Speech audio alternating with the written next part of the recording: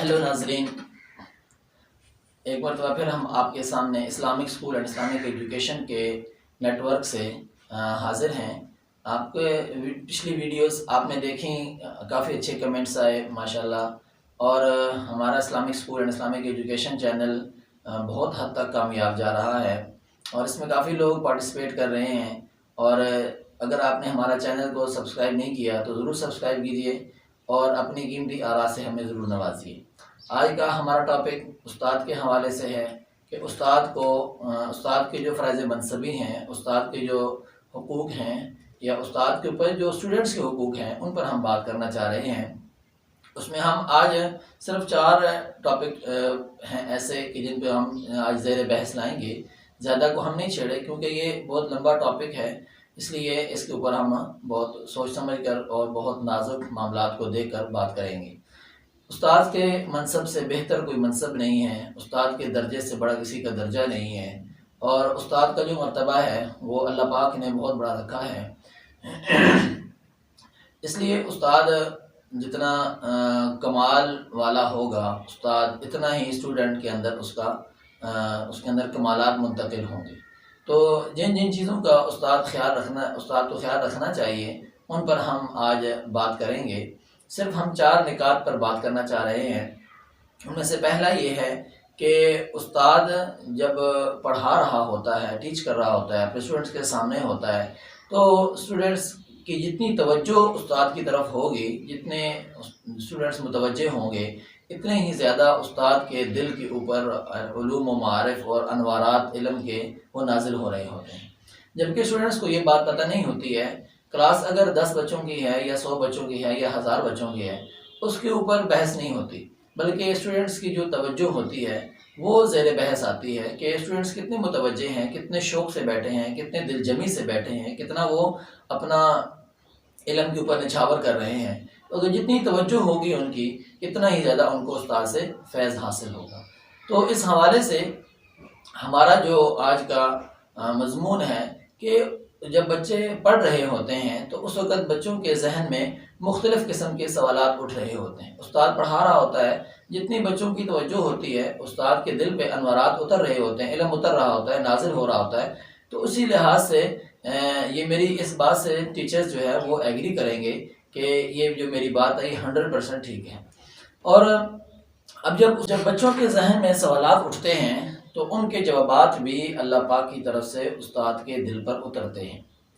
अब सवाल ये है कि सवाल का जवाब ना देना, अगर कोई स्टूडेंट सबक के अंदर सवाल करता है तो चाहिए तो ये कि फ़ौरी तौर पर उसको उसका जवाब मिल जाना चाहिए। बाज़ का ऐसा होता है कि उस्ताद के माइंड में उस सवाल का जवाब फ़ौरी तौर पर नहीं आ रहा होता, या आ जाता है, अल्लाह पाक की तरफ से आ जाता है और बच्चे जो हैं वो उसको बड़े इम्प्रेस होते हैं उस चीज़ से। अब उस सवाल का जवाब देना और या सवाल का जवाब देने पर नाराज़ होना,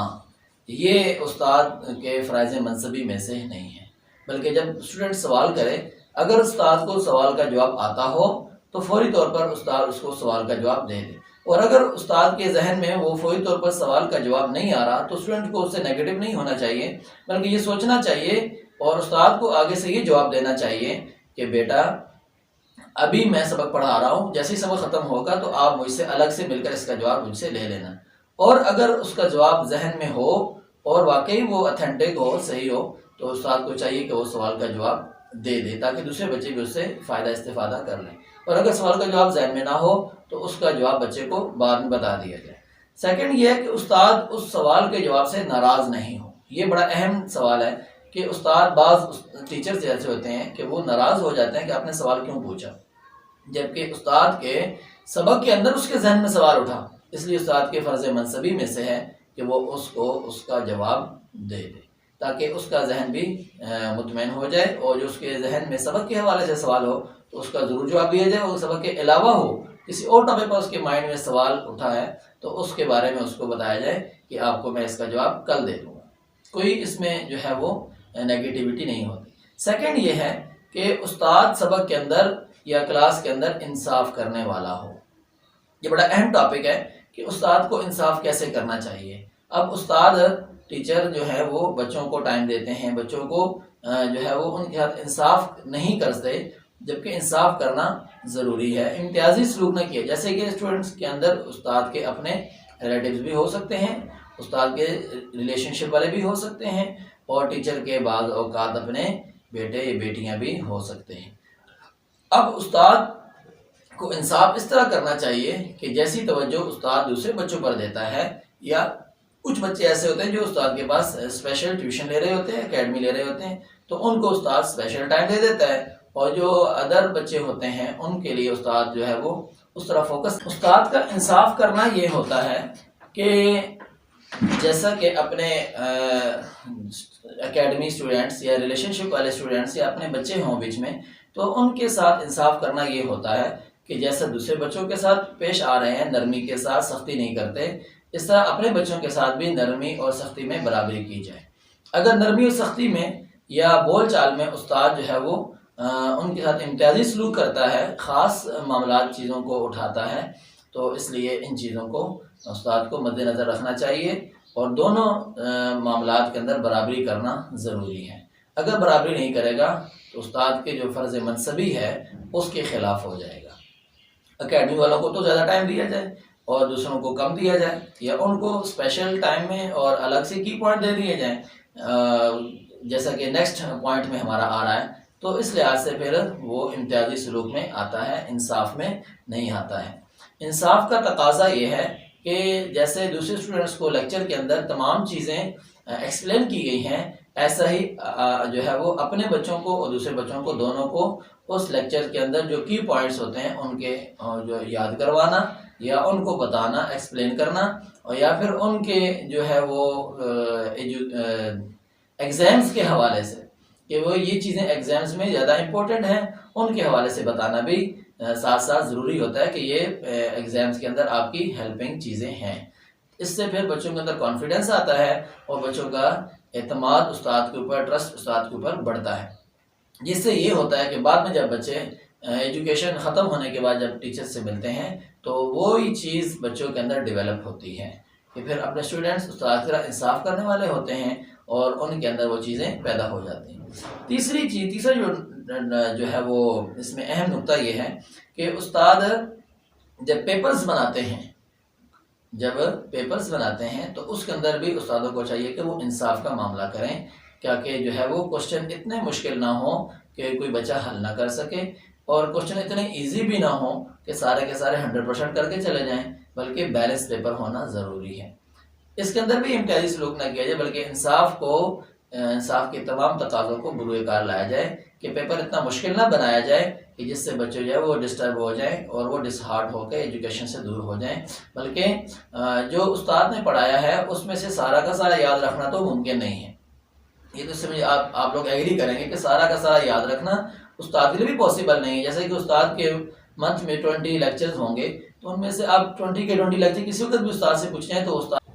امتحان میں سوالات کو مشکل بنانا اس انصاف کے تقاضوں کے بالکل خلاف ہے۔ تو استاد کو چاہیے کہ جو پیپرز بنائے، جو ٹیسٹ بنائے، اس کے اندر تمام بچوں کے جو لو بچے ہیں، جن کا مائنڈ سیٹ لو ہے، وہ بچے جن کا مائنڈ سیٹ ہائی ہے، یا وہ بچے جن کا مائنڈ سیٹ مڈل میں ہے، ان کو جو ہے سب کو سامنے رکھ کر پیپر بنایا جائے، تاکہ ہر بچہ جو ہے وہ ایزیلی اس پیپر کو اٹیمپٹ کر سکے، اور اس کے اندر وہ اچھے ایگزامز اور اچھے مارکس لے سکے، اس ایگزام کے اندر اچھی پوزیشن میں سامنے آئے۔ لاسٹ ہمارا جو نقطہ ہے آج کا، اس میں یہ ہے کہ بعض اوقات ٹیچر جو ہے وہ اپنے جو فرض منصبی ہے اس میں سے اس کے انصاف کا تقاضا پورا نہیں کرتے، کہ وہ